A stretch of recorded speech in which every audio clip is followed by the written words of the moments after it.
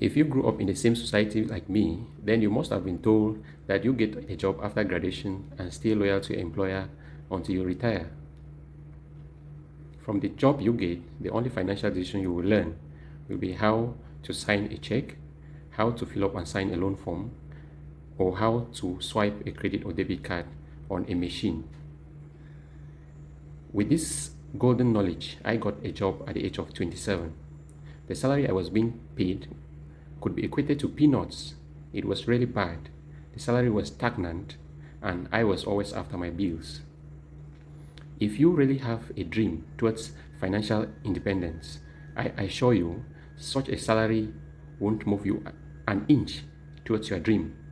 Well, in life, success is not actually about the salary you earn. It is all about the smart decisions you make with the little you earn. Sound and smart financial decisions in life will not only go a long way to change your career, but they will equally enhance the dynamics of your family. By the end of this video, I must have shared with you some financial decisions that I think if we all embrace, they will go a long way to precipitate our journey towards financial independence.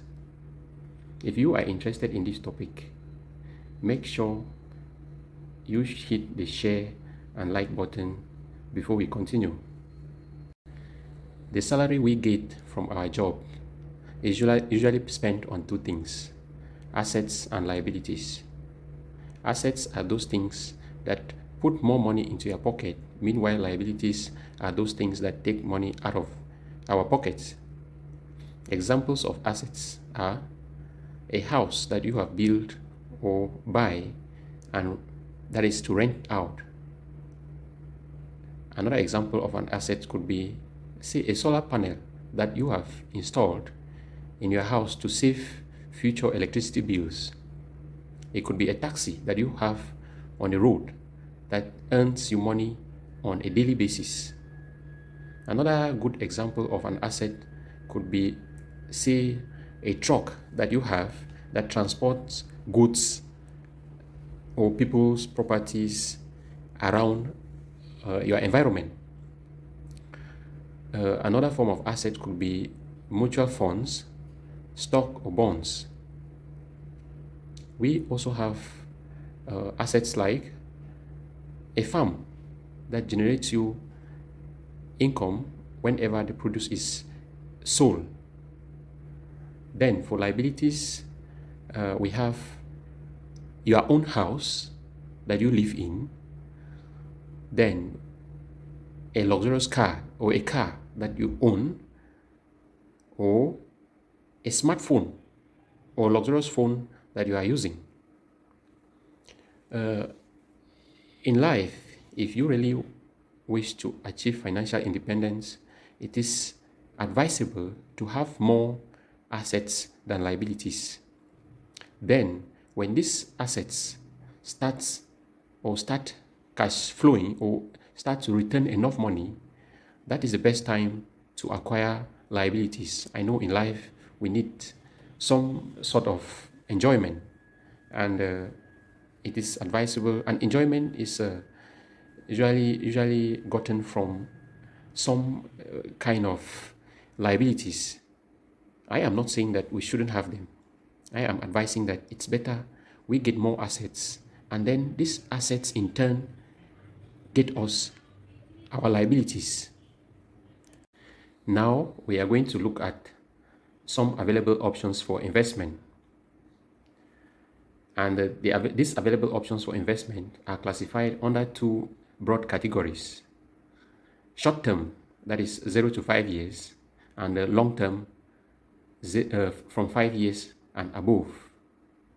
Then we are going to discuss each of these investment options based on three factors.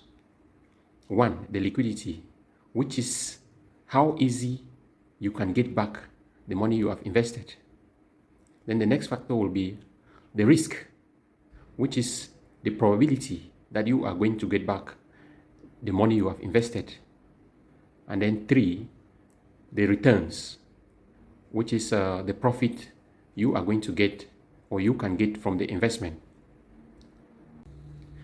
The first form of investment is actually cash, that is holding cash. With cash, the liquidity is high because you have this cash in your wallet, and you can get it at any time that you need it.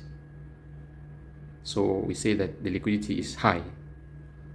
Then for the risk, it is low. We can't say that it is actually zero because you can misplace the cash.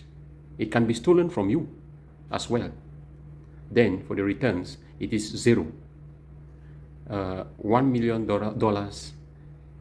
cash in your wallet kept for 10 years cannot yield you any profit. You are going to get back, if at all you get it, only the exact amount.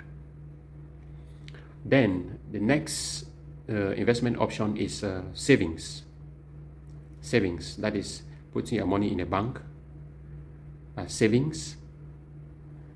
With savings, the liquidity is high because the bank is there to protect your money, and if you need it at any time, you can get it.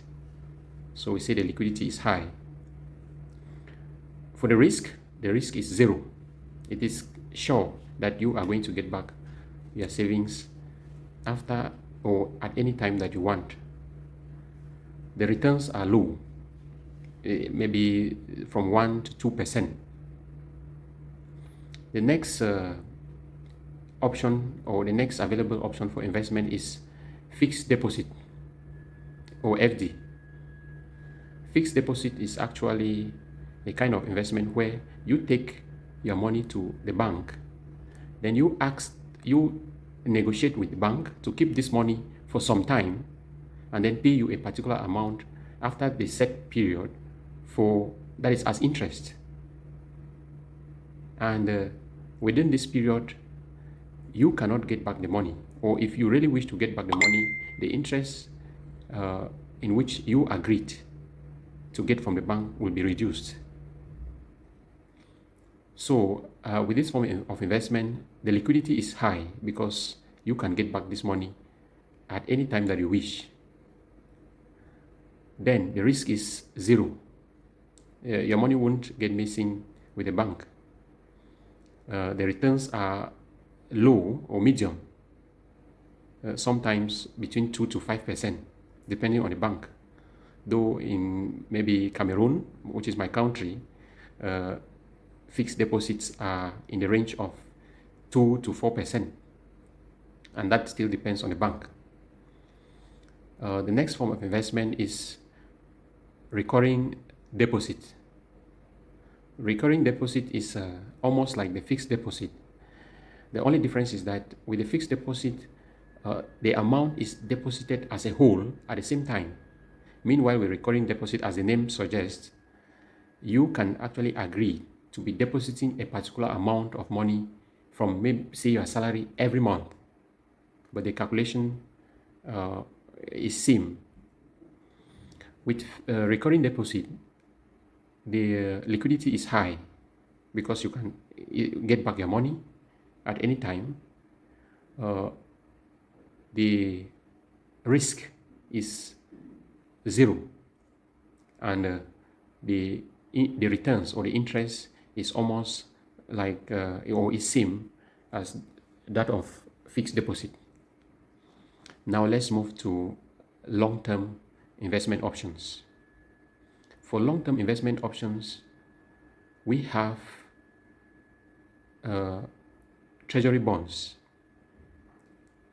Treasury bonds, most often they are sold by the government or some agencies where you can buy them, hold them for some time, or a period more than five years and above, and then you can sell them or return them to the organization that has issued the treasury bonds and get your profit after.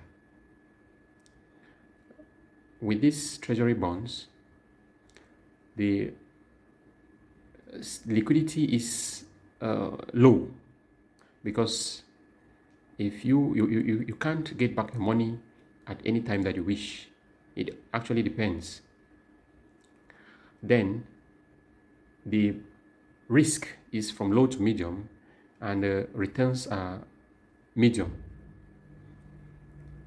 Then we equally have another form of investment known as mutual funds and index funds.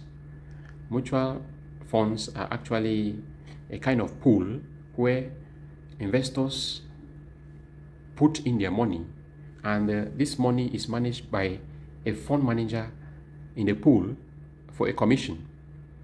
And the fund manager decides either to buy stocks, bonds, shares, or whatsoever. And the appreciation of these shares give rise to profits to investors. With such investments, the liquidity is low because it takes some time to get back your money from a mutual fund. Then the risk is equally from low to medium because business is not always stable. Some people invest in mutual funds and end up losing almost all their money. It depends on it. They actually depend on the market situation. Then the returns are from medium to high. Then the next form of investment under the long-term category is real estate. Real estate. Real estate, for me, is not actually a good form of investment because it is location. Real estate actually depends on the location. Like the mistake most people make is they buy houses in cities where appreciation is almost zero. Real estate can pay off sometimes in situations where, say, an investor buys or develops a property at the outskirts of a city, and later on the city expands to this area. At this time, a good amount of returns can be made from such an investment.